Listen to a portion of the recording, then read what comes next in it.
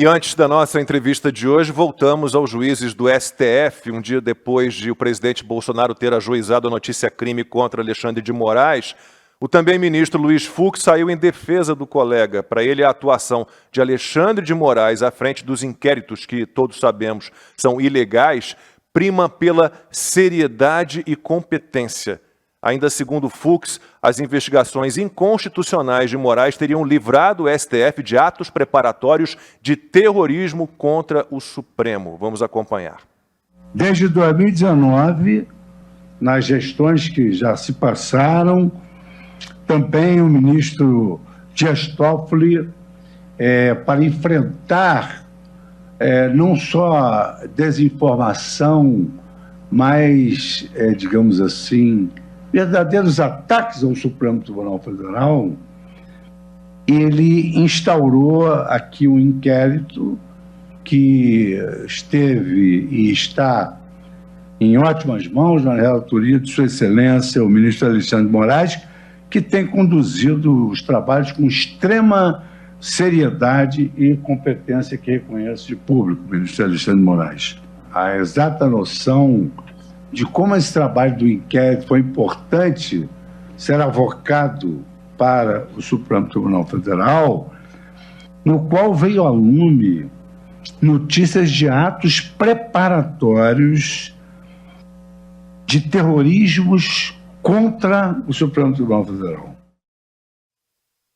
O nosso entrevistado de hoje sabe muito bem que Alexandre de Moraes não merece elogios. O doutor Emerson Grigoletti é um profundo conhecedor do direito digital e atuou na defesa de vários perseguidos pelo famigerado inquérito das fake news. Ele também está à frente do movimento A Maior Ação do Mundo, que pretende recorrer a cortes internacionais contra as medidas inconstitucionais desse inquérito. Doutor Emerson Grigoletti, muitíssimo obrigado pela sua participação. Boa noite ao senhor. Se o senhor conseguir, temos aí até às 10 da noite, fazer um resumo das ilegalidades, das inconstitucionalidades desse inquérito das fake news, incluindo aí as barreiras impostas ao trabalho dos advogados, o senhor consegue aí em pouco tempo resumir tudo de errado que há nesse inquérito? Agradeço mais uma vez pela sua participação. Fala, Kombi. Olá, Ana Paula, Fiuza, Constantino, todo o pessoal que está assistindo aí, acompanhando. Agradeço imensamente o convite para tratar desse assunto, né? Algo de extrema importância, que a gente tem lutado muito aí para conseguir reverter essa situação, e eu confesso para vocês que o sentimento que nós temos hoje é de extrema frustração, né? Eu acredito que todo advogado, o sonho de todo advogado, ou toda pessoa que entra numa faculdade de Direito, é um dia chegar à atuação na Suprema Corte, né? Para que a gente possa exercer o nosso labor da melhor forma possível. Só que, no nosso caso aí, não só o meu, como de todos os demais advogados investigados, esse sonho acabou se tornando um pesadelo que não acaba nunca, né? Existem tantas arbitrariedades e tantos absurdos, né, e coisas que as pessoas às vezes não sabem que tem acontecido nos bastidores, e eu espero trazer um pouco dessas informações, mas por questões de sigilo, né, que esse procedimento está decretado sigilo sobre ele, infelizmente eu não posso trazer detalhes sobre o que acontece ali dentro, mas algumas coisas eu posso tratar, que são as coisas que aconteceram nos bastidores, toda essa luta que a gente tem tido aí na defesa das prerrogativas, né, e na defesa desses clientes, para que a gente consiga pelo menos ter acesso, né. Resumidamente, Lacombe, nós estamos aí hoje, né, nós estamos há exatos 6 dias, tá, 6 dias, para completarmos inacreditáveis 2 anos, repito, nós estamos a 6 dias de completarmos inacreditáveis 2 anos sem vistas e sem acesso à íntegra desse processo, né? Nós, de 2020 para cá, quando ocorreu essas buscas e apreensões, nós cruzamos, foi uma verdadeira cruzada ali, de todos os advogados tentando ter acesso a esse processo, desde um primeiro momento, desde o dia 27, seguindo nos dias 28, 29 de maio de 2020, nós realizando várias diligências pessoalmente, diretamente no Supremo, objetivando, em primeiro lugar, ter esse acesso para que a gente soubesse os motivos pelos quais esse inquérito havia sido instaurado. Nós estamos completando agora, essa semana, esses 2 anos. Até hoje nós não sabemos sequer do que essas pessoas estão sendo acusadas, o que está sendo investigado, né? A grande imprensa, vamos dizer assim, elas têm mais informações que os próprios advogados, né? A gente acaba sabendo e passa até um constrangimento com esses clientes, porque inacreditavelmente, embora esteja em sigilo, isso é vazado para a imprensa, né? Mas se mantém o sigilo com todos os advogados, né? E isso é algo inaceitável, inacreditável. Confesso para vocês que eu nunca imaginei que a gente fosse passar por uma situação dramática dessa, e eu entendo que a ideia do Estado democrático de direito está muito distante aí, ou os ministros talvez estejam muito distantes do que realmente está acontecendo nesse inquérito. Não é crível que a gente esteja completando esses 2 anos nessa situação, né? Então, resumidamente, tudo que já foi feito ali, né? Nós praticamente esgotamos tudo que podia ser feito, mas nós continuamos ainda reiterando várias coisas. Conversa, inclusive, com os demais advogados, a gente sempre conversando para verificar se, de repente, alguém já conseguiu acesso, já conseguiu alguma novidade, alguma coisa. Infelizmente, a resposta de todos eles, né, é sempre a mesma, né? Nós não conseguimos até agora. O que nos foi dado inicialmente, depois de muita luta, depois de 6, 7 tentativas, ainda em maio, junho e julho de 2020, foi a entrega, né, de um pequeno bloco de documentos, uma resma de documentos ali, com cerca de 300 folhas, né, em um inquérito em que, embora não possa comentar o teor, na paginação nós verificamos que, naquela época, ele indicava mais de 4.000 folhas, né? É algo simplesmente inteligível. É a mesma coisa de você pegar uma obra completa, um livro grande, por exemplo, um Senhor dos Anéis, com vários volumes ali, e darem apenas um capítulo para você e dizer que é isso aí que é a obra, né? No processo é a mesma coisa, né? Nos deram o que o ministro Alexandre de Moraes chamou de apenso 70.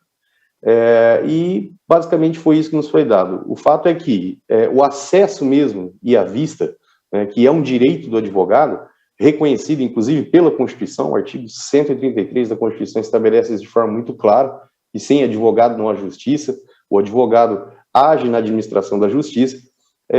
Infelizmente não nos foi dado esse acesso, né, e nós que avaliaríamos ali, acessando esses autos, verificando o que é pertinente ou não à defesa do cliente. Porém, nos foi simplesmente entregue esse bloco de documentos. De lá para cá, nós fizemos dezenas de petições, né, já são 2 anos aí que nós temos peticionado, porém, todas as nossas petições são sumariamente ignoradas, né?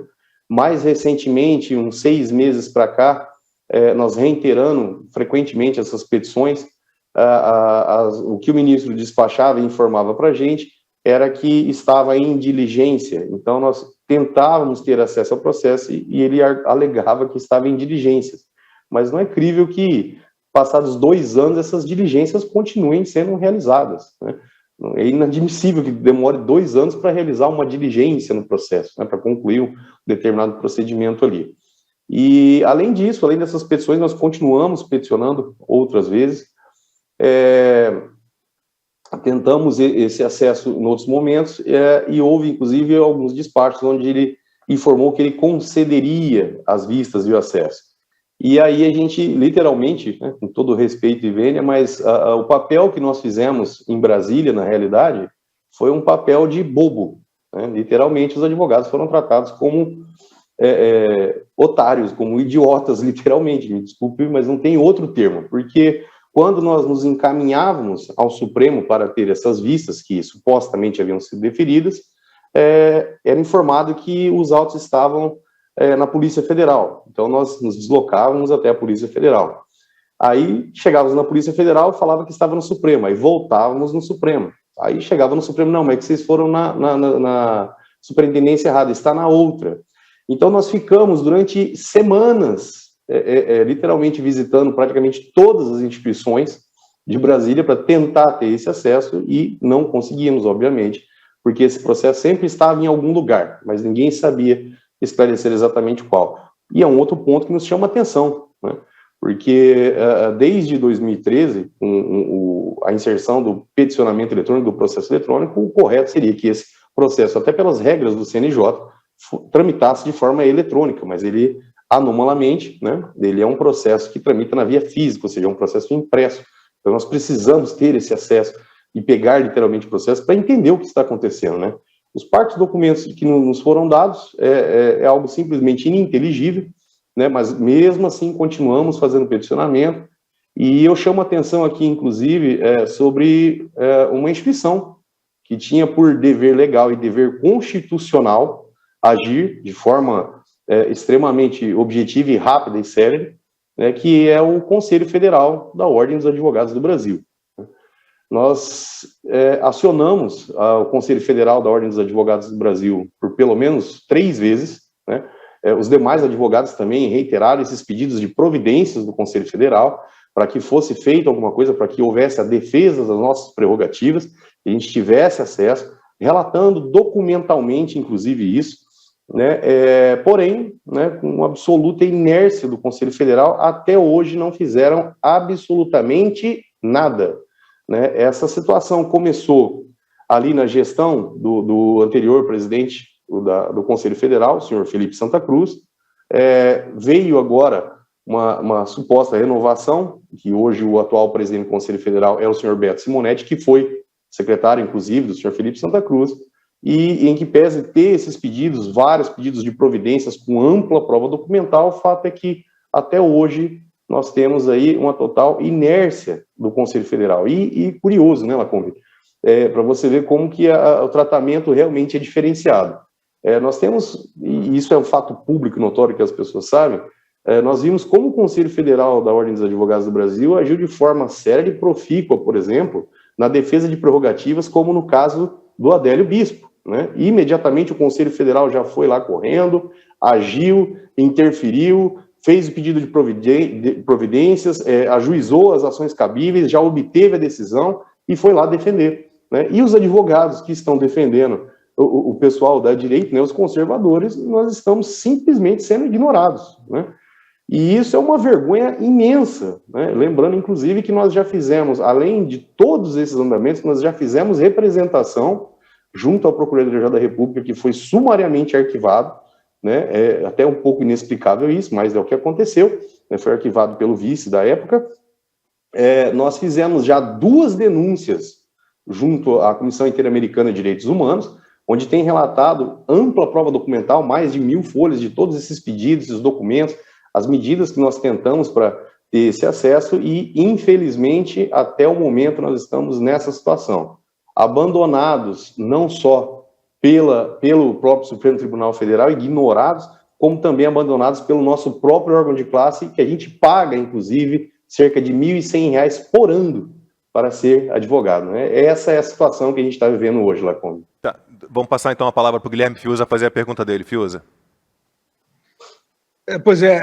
Boa noite, doutor Grigoletti. Obrigado pela sua presença, pela sua entrevista e pelos esclarecimentos. A pergunta é simples. O senhor citou o órgão de classe. Agora, nós estamos diante de um desmando ou de uma sucessão de desmandos, de uma guinada autoritária do Supremo Tribunal Federal, aí com uma falta de transparência na sua conduta. Eu queria saber, pessoalmente, do senhor, fora a questão de representação de classe, por que o senhor acha que os juízes brasileiros, né, como classe no sentido mais amplo e também advogados, estão transigindo com esse estado de coisas? Olha, Fiuza, tem vários fatores, né? 2 pontos ali que a gente tem conversado e tratado bastante com os colegas, né? E isso já é algo que, por si só, é assustador, né? Muitos colegas têm medo, né? Passaram a ter medo do Supremo, medo de repente, exigir que seja feita alguma coisa, e tem, infelizmente, muita gente dentro do próprio Conselho Federal que também tem interesses, né? Porque tem advogados que têm processos tramitando por lá, então isso dificulta muito, né? Porque acaba se tendo como prioridade uma pessoalidade da questão em detrimento da advocacia nacional, né? Isso é algo gravíssimo. Isso, inclusive, nunca aconteceu, não existe um precedente semelhante em nenhum momento da história do país de advogados ficarem durante 2 anos nessa situação, né? Não existe, durante até mesmo Lava Jato, que foi uma uma situação que teve muita repercussão sobre eventuais violações de prerrogativas de advogados, isso nunca aconteceu, né? Mas, curiosamente, parece que a questão se tornou pessoal, né? Um envolvimento político, partidário até, que está prejudicando, e isso aí vai prejudicar a advocacia, e digo mais, já está prejudicando, pois nós temos, inclusive, algum contato com vários amigos aí no país todo, e muitos colegas já falando, inclusive, que esse tipo de situação que a gente vive no Supremo acaba refletindo ali nas primeiras instâncias, nos tribunais, que acabam adotando determinadas posturas tendentes a violar as prerrogativas, né? Mas é triste essa situação, porque a maioria dos advogados ficam muitas vezes temerosos, né? Ou tem uma questão de interesse, mas a gente nota claramente, né? E isso, em relação a isso, inclusive, eu fui muito cético durante muito tempo, mas hoje eu tenho certeza absoluta que existe uma questão, uma influência política muito grande, né? Porque existe muita gente envolvida ali dentro da ordem nessa questão político-partidária, e isso tem prejudicado toda a classe e literalmente assassinado as prerrogativas, né? E, por consequência, acabando com os direitos previstos na nossa Constituição. Constantino. Doutor Grigoletti, boa noite, seja muito bem-vindo ao programa, muito bom tê-lo aqui. Quando o senhor mencionava lá a peregrinação por Brasília, né, feitos de idiotas pela Corte Suprema do país, eu me lembrei da Rússia, um país que eu acompanhei de perto como investidor e que marcavam reuniões, na época que não tinha lá nenhuma CVM da vida, era terra sem lei, marcavam reuniões de investidores, né, de conselho, tudo, e no dia marcado, na hora marcada, tinha pequenininho afixado, assim, botavam lá, a reunião mudou de lugar lá para outro estado, lá perto da Sibéria. Era uma forma de enganar, né? Então, quer dizer, o Brasil está, pelo visto, parecido com a Rússia, sem lei. E a pergunta que eu faço é muito simples e de leigo. O que pode sair de concreto dessas cortes internacionais, desse esforço de vocês? É mais uma questão de imagem, pegar muito mal e ficar muito ruim para o nosso Supremo lá fora e botar pressão dessa forma, ou algo concreto pode ser feito? Sim, Constantino. A princípio, essa denúncia que nós fizemos já, né, uma delas, ela contou com a assinatura de 130 mil pessoas, né, que apoiaram. Nós coletamos aí assinaturas de pessoas que estavam apoiando, e foi assinada por mais de 2.200 advogados, né? Então, são fiéis combatentes aí que se uniram, né, à nossa situação, se solidarizaram conosco, e nós fizemos essa denúncia. O efeito prático disso não é só uma questão política, é de fato um efeito jurídico esperado.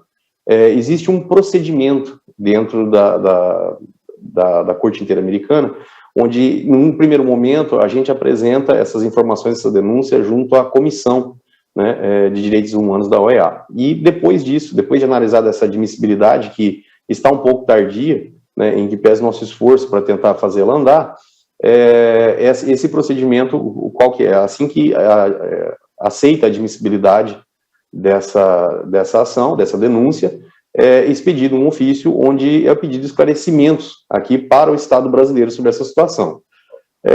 De certa maneira, esse pedido de esclarecimentos, né, que seria uma resposta, ela tem que estar consubstanciada nas provas e, enfim, coletar os elementos. Então, eu acredito que, através disso, embora sejam um pedido de esclarecimentos, na verdade, acaba sendo, entre aspas, ali tem um efeito um pouco maior, que é justamente forçar a comprovação do que está ocorrendo ali, né?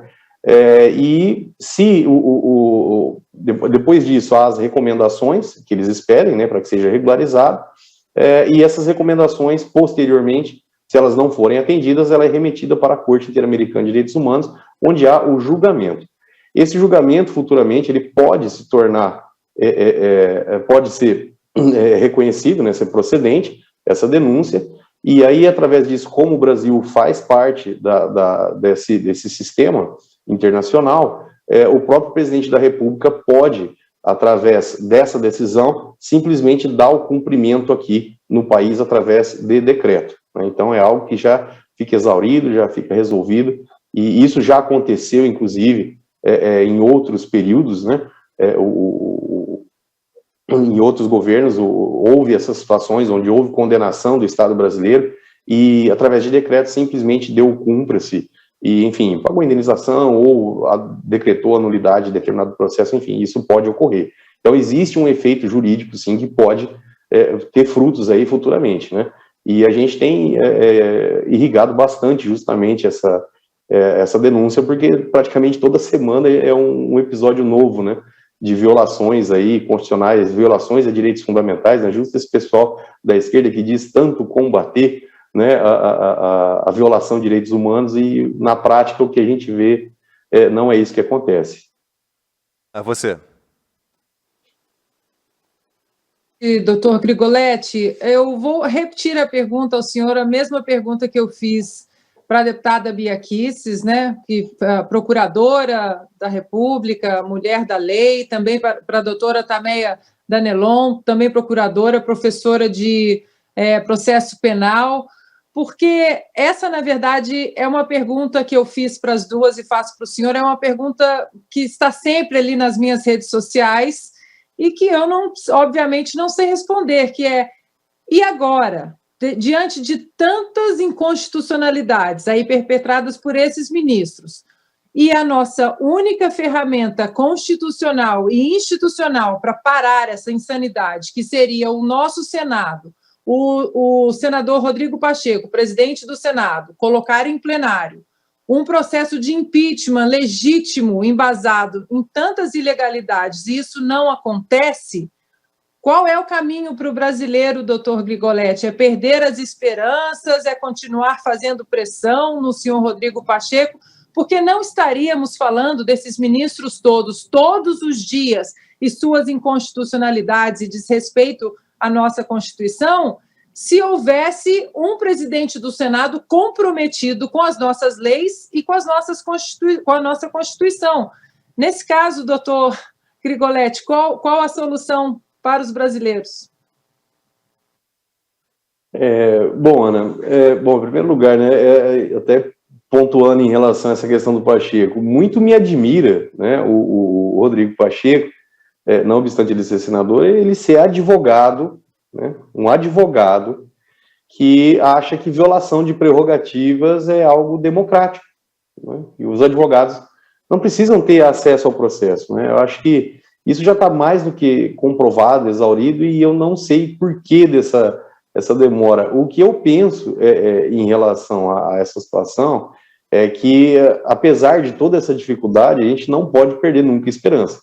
E que a pressão, obviamente, sobre o Rodrigo Pacheco, sobre os senadores, de modo geral, é de suma importância, para que a gente consiga reverter esse quadro. E aqui eu deixo até um outro pedido, né, e eu faço uma convocação de todos os advogados do país. Eu tenho certeza absoluta que o Supremo Tribunal Federal jamais iria afrontar o Conselho Federal da Ordem dos Advogados do Brasil.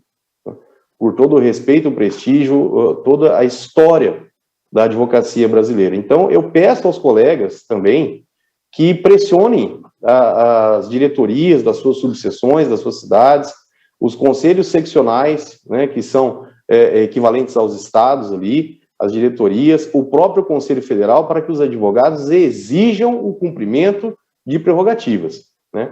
A OAB disponibiliza, inclusive, de grandes instrumentos, né, lutou muito, inclusive, para a aprovação da Lei de Abuso de Autoridade. Existem dispositivos legais ali que podem conter essa sanha autoritária, né? Então, assim, existem mecanismos aí disponíveis.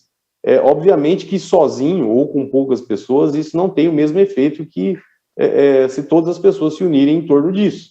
Mas é de suma importância que as pessoas tenham esperança, continuem lutando. Essa semana mesmo nós estamos apresentando um novo pedido de providências junto ao Conselho Federal. Seria de suma importância, e é de suma importância, que todos os advogados participem, acompanhem.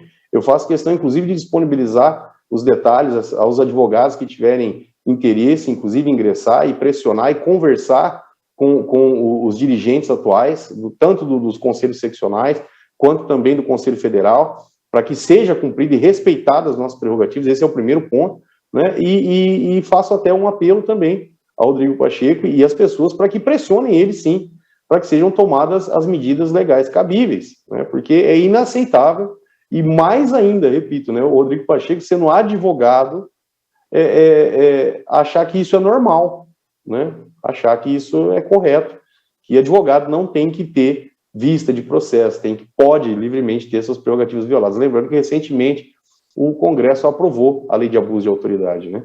Que, ao meu sentir, ali tem vários enquadramentos possíveis, né? Mas, por isso, a gente vai remeter à melhor análise da Procuradoria-Geral da República, né? Entre outras providências. E registro, inclusive, o agradecimento aqui ao movimento de advogados de direito, que tem nos ajudado muito também, vão nos acompanhar em algumas petições, e a gente não pode desistir, né? E se teve uma lição que eu aprendi na advocacia, foi a lição de Sobral Pinto, que já dizia, né? A advocacia não é profissão para covardes, e a gente não vai parar, e eu espero que a população também não desista e continue pressionando e exigindo, e espero que os advogados também cumpram o seu papel institucional e o seu papel pessoal como advogados nessa luta, porque é do interesse de todos. Doutor Emerson Grigoletti, muitíssimo obrigado, agradecemos muito pela sua participação aqui no 4x4. Boa noite ao senhor, boa sorte. Obrigado a todos, agradeço a participação, grande abraço, continuamos na luta.